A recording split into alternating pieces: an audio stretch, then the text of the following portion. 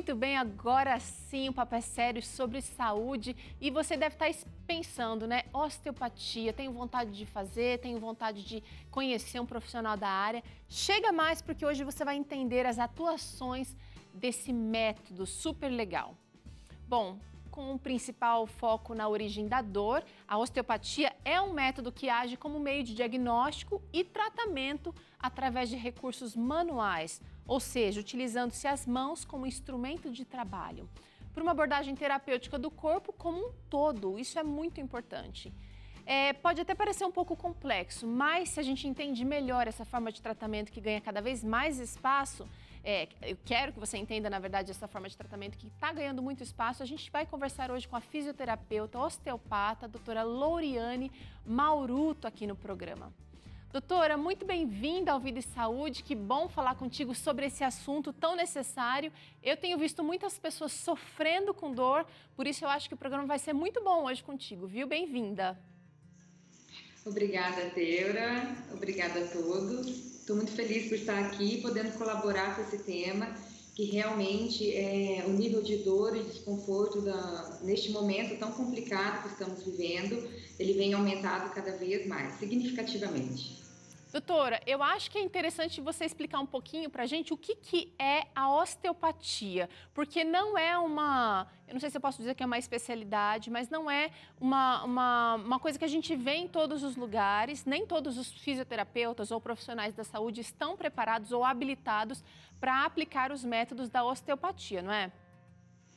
Sim, a medicina osteopática ela foi criada em 1874, por um médico americano chamado Andrew Taylor Still. Nesse período, ele perdeu 3 filhos, e isso fez com que ele questionasse muito a medicina tradicional da época. É interessante contar um pouco essa história para a gente entender assim, qual foi o objetivo dessa filosofia ter surgido das mãos de um médico. Ao tratar um bebê, ele pôs a mão na barriga e ele percebeu que essa barriga ela estava rígida e gelada. Ao palpar as costas, ele observou que essas vértebras estavam quentes e doloridas. E ele resolveu ficar com as suas mãos, seguindo os movimentos corporais, até que tudo se normalizasse. A partir deste atendimento, ele começou a observar que essas crianças obtinham a saúde e melhoraram cada vez mais os seus sintomas. E com isso ele começou a pensar, o que esse osso tem a ver com a apatia, com a doença? Como que essa doença repercute nesse osso? E desde então ele começou a escrever um pouco sobre a filosofia osteopática. Em 2001, a Organização Mundial da Saúde reconhece a medicina osteopática como um método eficaz, complementar e alternativo para o auxílio e no restabelecimento da saúde, de um modo geral. Doutora, me fala um pouquinho sobre as técnicas utilizadas. A gente sabe que o osteopata é famoso por usar as mãos e por usar manobras muito eficientes, não só para os ossos, mas também para todo o corpo. Órgãos podem ser colocados no lugar com manobras muito suaves e que vão, mas é tudo muito intencional. Perfeito, você falou perfeitamente. Realmente nós utilizamos a mão, através das nossas mãos. Nós avaliamos, identificamos as disfunções e tratamos. Então nós fazemos palpações sutis em todo o corpo, analisamos as estruturas que estão mais densas, com alteração de temperatura, que se mobilizam, e depois nós procuramos regiões que se hipermobilizam. Através de avaliações posturais, avaliações biomecânicas, auscultas manuais e através de uma boa avaliação nutricional, nós conseguimos identificar a necessidade do paciente e começar a traçar um possível tratamento osteopático. Doutora, mas no começo do programa a gente trouxe aqui que a osteopatia ela é capaz também de prevenir doenças. Eu queria que você me falasse um pouquinho sobre isso, porque normalmente a gente procura um especialista quando a gente está ou com dor, é o famoso tô com a coluna travada, né? Aí vai atrás de um osteopata. Mas a osteopatia ela é muito ampla, ela é capaz mesmo de prevenir doenças de que maneira? Eu sempre falo para os meus pacientes da seguinte forma, que o médico atua na doença instalada e o osteopata ele tem grandes assim, resultados dentro do mundo dos sintomas, que é o mundo subclínico. Vou dar alguns exemplos para ficar um pouco mais fácil. Por exemplo, se você tem um sistema digestivo onde eu como apenas a banana e a banana me faz mal, eu me sinto estufada, me dói, há um processo de má digestão, às vezes me vem um pouco de dor de cabeça e as pessoas ficam com esse sintoma. Aí não é mais só a banana. Toda vez que eu faço as principais refeições, eu tenho desconfortos. Eu tenho refluxo, eu tenho ardência, dores de cabeça, altera a textura das minhas fezes, meu sistema gastrointestinal começa a ficar todo comprometido. E aí que a osteopatia tem grandes resultados. Porque a partir do momento, se esse paciente mantém essas disfunções e vai tratando com remédios tipo um omeprazol e chazinhos, e essas disfunções vão ganhando estruturas e maior grandiosidade, esse estômago, que era apenas vermelho e irritado, ele começa a sofrer ulcerações, começa a sofrer processos inflamatórios e ele começa a alterar o seu tecido. Quando ele começa a alterar o seu tecido, a gente tem uma doença instalada. Que a gente pode, aí ele vai ao médico, o médico tira os exames, ele fala, você tem uma doença instalada. O seu estômago está com uma ferida, com uma úlcera, e vai te propor os tratamentos medicamentosos. A osteopatia, ela tem uma brecha entre a pessoa estar com o primeiro sintoma, quando ela come a banana, e ela ter uma úlcera, existe todo um trajeto, um caminho. E é nesse caminho que a osteopatia, ela tem uma eficiência grandiosa, porque o tecido está íntegro, eu não tenho ainda um machucado dentro desse estômago, uma úlcera instalada, porém eu tenho um paciente cheio de sintomas. Toda vez que ele come um certo alimento, ou após todas as refeições, ele tem desconforto. É nesse momento, antes da doença se instalar, que é nesse mundo de sintomas que a osteopatia consegue atuar com grande eficiência. Que maravilha! Pode ser um método de grande prevenção. Que maravilha! Realmente a gente não precisa deixar chegar numa situação crítica para buscar ajuda, e eu acho que a osteopatia pode ser uma grande bênção na vida daquelas pessoas que buscam ouvir o corpo, saber, prestar atenção nos sintomas que o corpo vai dando ao longo da nossa vida. Agora eu quero que a senhora fale uma coisa pra gente. Qual é a diferença entre a osteopatia e a quiropraxia, por exemplo, ou outras práticas que utilizam também manobras com as mãos para colocar o corpo no lugar? Eu sempre brinco que eles são primos, assim. A osteopatia, na realidade, ela utiliza de técnicas quiropráticas. Quais são elas? Quando a gente faz manipulações nas articulações de alta velocidade, que são aquelas manipulações que estalam, a gente utiliza de técnicas quiropráticas. Então, o Andrew, quando ele descreveu a osteopatia, ele relacionou muito quais são as relações dessas vértebras, desse tecido neural em relação a todo o corpo. Como que essas vértebras influenciam o restante do corpo? A quiropraxia, ela tem uma técnica muito eficiente na manipulação dessa coluna vertebral. Então, eles manipulam as vértebras e esperam a reação neural e arterial para o restante do corpo. Nós utilizamos dessas técnicas, porém, cada vez mais a técnica osteopática ela vem manipulando menos e a gente vem utilizando de técnicas mais sutis e específicas em outros tecidos.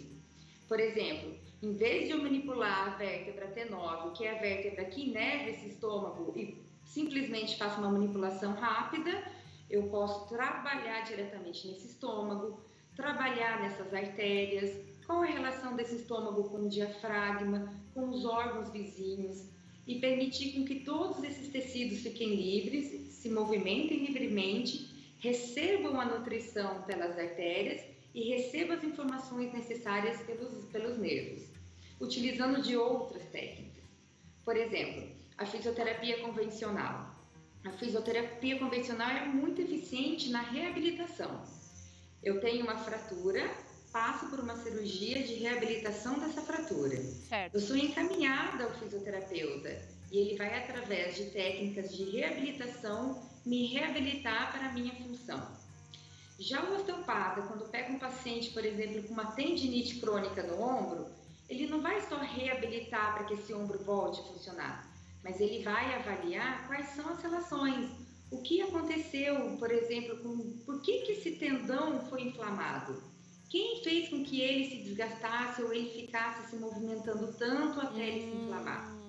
Então, nós vamos ver a relação dele em relação à clavícula, aos ossos da escápula, ao esternum, as relações neurais que saem do pescoço, para que reajusta todos esses tecidos e o corpo tenha um potencial de autocura, sem necessariamente ficar forçando o ombro numa reabilitação de movimento. Olha só, então Cada você... profissional... Parece que é um olhar mais completo, então, doutora. Não é tão focado em uma área só, parece que ele vai atrás do que afetou aquela área também. Exatamente, de todos os mundos que possam influenciar naquele tecido. Por que ele inflama tanto? Vamos avaliar o que acontece com esse corpo? Entendi. É uma postura, é o trabalho, são outras relações teciduais que estão influenciando esse ombro que ele está sofrendo tanto, né? Interessantíssimo. Agora eu queria chamar a atenção do pessoal aí de casa para as principais indicações da osteopatia, porque ela já falou aqui de estômago. Você não vai, por exemplo, num quiroprata para resolver problemas de estômago. Mas vamos tentar descobrir quais são as outras indicações da osteopatia. Doutora, eu vou começar aqui com a enxaqueca. Excelente. Também não iria atrás de um osteopata por enxaqueca, eu confesso, viu? Mas, nossa, nossos pacientes procuram muito para esse tipo de tratamento, porque hoje as pessoas associam enxaqueca com tensão muscular. A dor começa nos meus ombros, sobe posterior à minha cabeça e eu acabo tendo crise de enxaquecas. Aí o paciente acaba relacionando a possibilidade da osteopatia para esse tipo de sintoma. Realmente é uma relação muito grande, né? Nós falamos assim que existem as primeiras vértebras do nosso pescoço, ela faz a união com a base do nosso crânio e é uma região de grandes disfunções, que podem vir de tensões posturais do ombro. Hoje as pessoas no home office têm passado por um estresse postural e uma tensão nessa região cervical intensa, porque eles não estão ergonomicamente prontos para uma carga de trabalho tão intensa dessa em casa. Então hoje são um dos fatores de grande procura. A enxaqueca com essas relações tensionais vindas de postura ou do trabalho. Entendi. Além da relação da enxaqueca com fatores gastrointestinais, como uma má digestão e relações alimentares. E eu vou colocar aqui nesse pacote dor de cabeça, que às vezes não chega a ser enxaqueca, mas se não trata direitinho pode virar assim. Lembrando só que a osteopatia, gente, vai também investigar os sintomas, ela vai te ajudar a definir sintomas e também relacionar com outras causas, né, doutora? Exato, né? Foi legal colocar esses dois exemplos, porque são dores e sintomas diferenciados, né? A dor de cabeça é um sintoma mais generalizado, podendo ser em toda a região da cabeça, podendo até vir da região do ATM. Já a enxaqueca, ela vai ter uma relação com alterações gástricas, né? A pessoa passa a ter enjoos e alterações visuais. Doutora, também a gente vai observar aqui dor no pescoço. Pode ser uma indicação para osteopatia também. E eu tô falando do pescoço na frente e atrás. Realmente a questão do home office vem trazendo muitas pessoas com essa queixa, né? Dor na cervical de modo geral, né? A dor também pode ser anterior, com problemas de deglutição, problemas de acúmulo de muco crônico. Então a gente também consegue estar avaliando e vendo as relações desse acúmulo ou dessas tensões na região anterior, visto com a tireoide, com o sistema de deglutição. E é interessante, doutora, que eu estou percebendo aqui que conforme os sintomas vão dando pistas e mais pistas, você consegue, inclusive, direcionar esse paciente para outros especialistas, para trabalhar em conjunto, não é? Ótima observação. Dificilmente a gente pega um paciente com dor crônica e não encaminha algum outro profissional. É fundamental a gente estar caminhando desde a fisioterapia convencional até uma orientação nutricional ou endocrinologista, que é necessária essa continuidade com a gente. E quando a gente observa que o paciente tem algumas alterações emocionais que afetam tanto essa tensão corporal, essa alteração no restabelecer da saúde, Nós também encaminhamos a psicólogos, psiquiatras, Legal. uma série de profissionais que juntos a gente consegue oferecer uma melhor oportunidade. Ó, esse aqui é clássico, essa indicação, dor nas costas, já dá para ficar mais clássico, né? E também vou colocar aqui dor ciática, que faz parte também das costas, mais para baixo, junto com o pescoço, que pode indicar, e dor no quadril. Todas essas são indicações da osteopatia. Excelente. Essas são as indicações assim, mais frequentes. Hoje, 80% da população mundial sofre algum tipo de dor nas costas, tendo também uma evolução para dor ciática. Então, ela é uma necessidade pública realmente de cuidados com o público, né, com o ser humano mesmo, do porquê esse índice tão alto do que a gente vem sofrendo e já transformando quase em doenças. A osteopatia tem uma atuação bem específica para esse tipo de desconforto. Eu sempre falo que as costas, elas não sustentam só nosso corpo músculo esquelético, mas ela também é o grande pilar de que todas as vísceras abdominais se fixam. É verdade. As vísceras abdominais, elas são como uma teia de aranha, que para ter aquela postura, aquela posição que a gente vê nas fotos de anatomia, elas fixam onde? No gradil costal e em todas as nossas colunas, tanto os vertebrais, torácica quanto lombares. Então, a dor nas costas é um sintoma muito generalizado e por tantos fatores que podem estar influenciando, desde fatores estruturais, desde fatores traumáticos, desde fatores viscerais. Olha só quanta coisa. Doutora, esse aqui não é tão óbvio. Problemas respiratórios, problemas funcionais respiratórios. A osteopatia também pode atuar. Com manobra, doutora? Vamos falar sobre isso, né? Nesse momento que estamos vivendo, é necessário a gente dar assim uma continuidade para esse tipo de sintoma. Nós temos que lembrar que todas as vísceras são revestidas por sacos. No caso, o pulmão é revestida pelas pleuras pulmonares e elas também se fixam em várias estruturas ósseas, como a região do pescoço, como a região das costelas e o diafragma.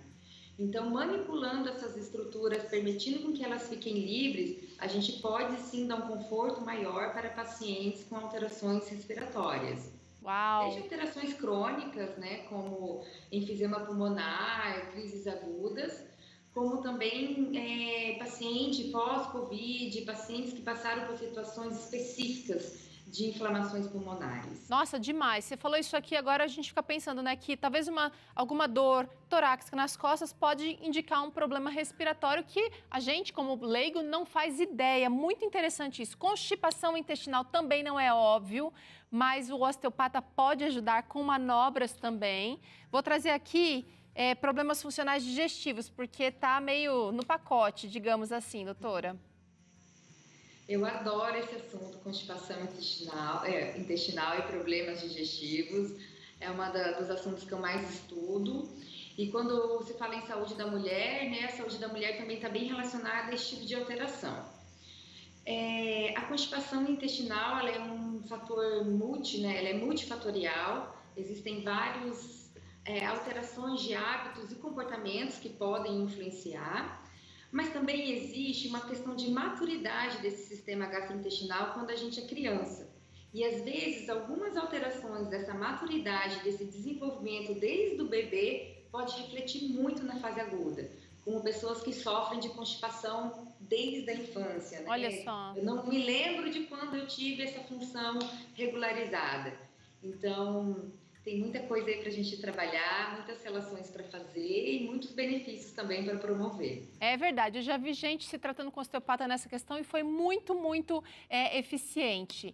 Doutora, cólica, você falou que gosta da saúde da mulher e aqui também não é muito comum a gente procurar um osteopata por causa de cólicas ou da saúde da mulher em geral, né? Porque a constipação também está relacionada às vezes com um período mais dolorido, né? Um período menstrual mais difícil. Exato. Você faz umas pontuações muito boas, é muito legal essa conversa. Assim como eu falei que todas as vísceras ficam ligadas nas estruturas ósseas como as teias de aranha, a pelve ela é uma questão muito específica quanto a isso, né? A gente move essa pelve toda vez que a gente anda, ela sofre básculas e torções. Quando a gente senta, ela também movimenta. Então, a pelve, tanto do homem quanto da mulher, é um fator de grande incidência de desconfortos. E ela é necessária que ela esteja sempre livre para que esses movimentos ocorram sem disfunções. Quando a gente fala em cólica, a mulher tem a percepção de que é normal, de que todo período menstrual, isso é uma coisa normal de se conviver. Porém, a cólica ela é uma disfunção desse aparelho, ela é uma disfunção desse ciclo, né, hormonal. E sim, tem muitas relações estruturais, tanto em relação à pelve, à coluna lombar, como relações estruturais da anatomia de todos esses órgãos. Como você falou, os intestinos passam atrás do útero. E o útero tem um ligamento que liga o útero com o sacro. Então, é uma relação anatômica muito forte que a gente consegue trazer grandes benefícios mesmo com as manipulações. Legal, então olha, gente, vale a pena o osteopata olhar o global, entender que aquele sintoma ali não está isolado, ele tem ramificações ou interferências de outras partes do corpo. Eu vou trazer isso aqui rapidinho, doutora, porque você já falou um pouquinho sobre dores nas costas, sobre postura, mas lesões relacionadas ao esporte ou ao trabalho e a postura aqui em geral. Aí seria, de novo, mais uma procura clássica, né? Torcer o pé ou, de repente, está com o joelho ruim. Isso é uma coisa mais clássica de se procurar o osteopata. Agora, eu não sabia que a osteopatia tinha nascido, inclusive, com a questão do bebezinho ali, né? Mas os bebês também são grandemente beneficiados com a prática da osteopatia. Sim, bebês com dificuldade de mamar, olha que diferente isso. Refluxo. Né? A gente teve aqui um corpinho tão pequeno tentando se formar, né? Se amadurecer. E tem a cólica aqui também, que é a grande dificuldade dos pais. Sim. Então, quando a criança, né, nasce, o bebê humano, ele é um bebê, ele é um ser vivo muito frágil em vários sentidos, né? Então, conforme ele vai passando por fases, amamentação, depois introdução alimentar, tudo isso acompanha com o seu amadurecimento físico, fisiológico e anatômico. E esse crescimento que acontece com o bebê fora do corpo da mãe é um fator assim, de muitas possibilidades de ter agentes que atrapalham esse amadurecimento. Pode ser desde fatores ambientais, estresse dos pais de modo geral. Isso afeta muito o meio ambiente interno, o bebê ele observa esse estresse do meio ambiente, não é de uma forma emocional, mas ele observa esse estresse no próprio corpo. Então, isso pode gerar grandes disfunções. O bebê na mamada, as técnicas são muito sutis com bebês. A gente trabalha muito alterações, porque o crânio do bebê ele vem com os ossinhos ainda todos separados. Esse amadurecimento, quando o bebê passa no canal vaginal da mãe, esses ossos, como eles têm que passar por uma movimentação muito grande, quando eles saem, às vezes eles precisam de uma ajuda para que eles se movimentem livremente. Então, a osteopatia, através de técnicas bem sutis, consegue regularizar, auxiliar esse corpo para ficar livre, para que ele possa se amadurecer de modo geral. E o sistema gastrointestinal sofre a mesma coisa. Conforme ele vai passando pelas etapas, amamentação, introdução alimentar da fruta, depois a papinha, isso também faz com que o seu sistema gastrointestinal amadureça e precisa, às vezes, de um auxílio, tanto de outros profissionais, que é necessário bem uma equipe multidisciplinar, como do osteopata para trabalhar através das mãos, manipulando esses tecidos. Uau! Quanta coisa! São muito beneficiados. Eu imagino, estou aqui pensando quanta coisa, tem assunto para uns 10 programas aqui contigo. Eu sei que você também gosta muito da área da nutrição osteopata, não sei se é assim que fala, mas a alimentação